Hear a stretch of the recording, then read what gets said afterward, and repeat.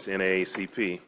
The Maryland State Conference supports the Democracy Amendment Resolution and asks for the favorable report from the Rules Committee.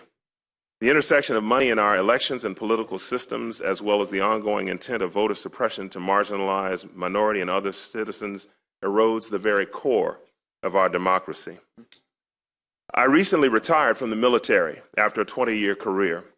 When we were commissioned, we pledged to protect and defend the United States against all enemies, foreign and domestic, because I'm firmly convinced that we need to protect our country from those I would call the domestic enemies who would corrupt our political system from within, Russians notwithstanding, and seek to rig the game against average voters and average Americans by pouring so much money into campaigns, and then by intentionally suppressing as many voters who are unlikely to support their agenda as possible. We ask for the passage of this amendment proposal.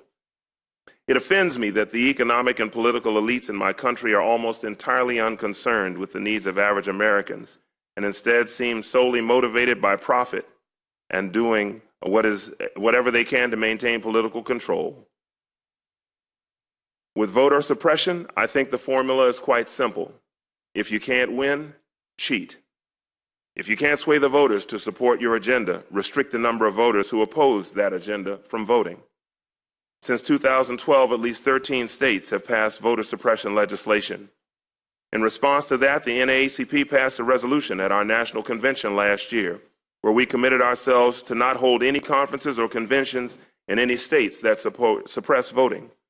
It's no wonder that no more than 60% of eligible voters vote during presidential years and no more than 41 or 42% vote in non-presidential years. Our disenfranchised public feels disconnected from this process, and that does not serve them.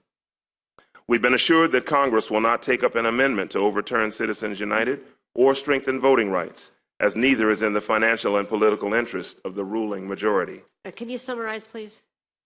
Therefore, we need to turn to a tool granted in Article 5 of the Constitution and call for a constitutional convention to overturn Citizens United.